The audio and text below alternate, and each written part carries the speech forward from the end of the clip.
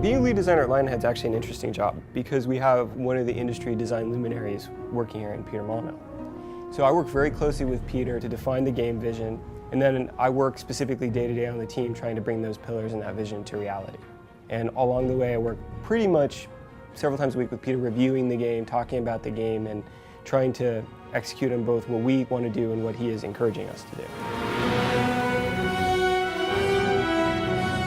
You're still going to be a hero. You're still going to have swords, you're still going to have guns, you're still going to have magic. But this time you're going to be leading a country as well as that.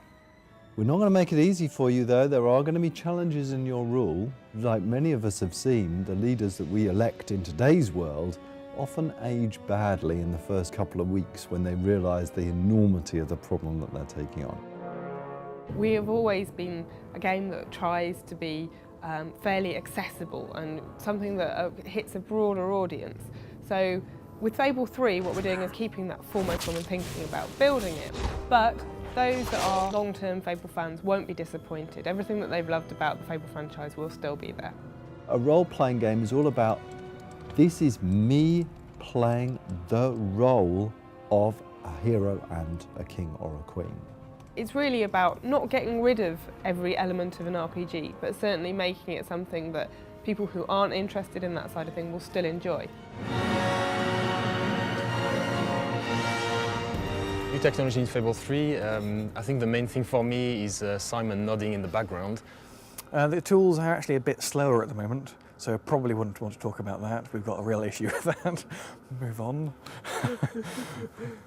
Obviously, with Fable 2, we had a stable code base to work from, so we've mostly been working on new cool things to go and put into the game. One of the things that people have come to expect from Fable is innovation. And in Fable 3, we've really pushed the boat out. We've totally looked at the morph system, thrown it all away, and started again. And the first thing that we've got is something called extreme morphs. Now, these extreme morphs are on an expression. So you're walking along and someone just upsets you. You can press this expression and out of your back appears these huge angel wings. A shaft of light comes down and shines on you. Everyone around you steps back and, oh my goodness, there you're showing your true character off. Aggressive, smile, stern. We've got hot syncing in the tools now, so all the artists can edit a texture and pop it into the game immediately just by hitting a button, and it never fails, obviously. Can I redo that bit? Never works. Never works. That's a Freudian slip.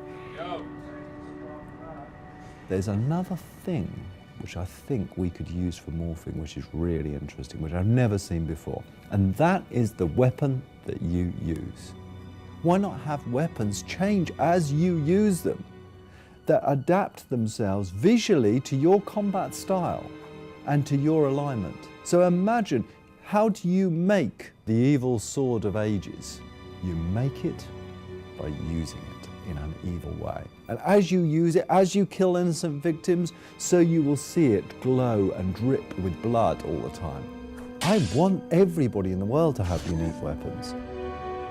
As we teach you our new way of doing weapon customization, we need to think about how we teach that to the player, making sure that every facet of it makes sense, is clear, is understandable, isn't too complicated, but is deep enough, and all of that is very hard, very challenging, but it's also very fun. More excitingly is with the lighting system. In Fable 2, I think, to generate the lighting for all the levels took a bank of 6 very, very powerful machines, 7 days to generate all the lighting for everything. Today we've got a bank of 1 machine which generates all the levels in 5 hours, which is a lot better. We've also been looking at how you express yourself, and we're giving you the ability to touch things. Now this may sound strange, but imagine this, being able to reach out and touch your girlfriend in the game, being able to hold, persuade, pull, push, all that can be done dynamically. There is a fantastic amount of fighting and great combat and a really swift, pacey storyline, which is really engaging and really snappy. Fable 3 is going to be a damn good adventure.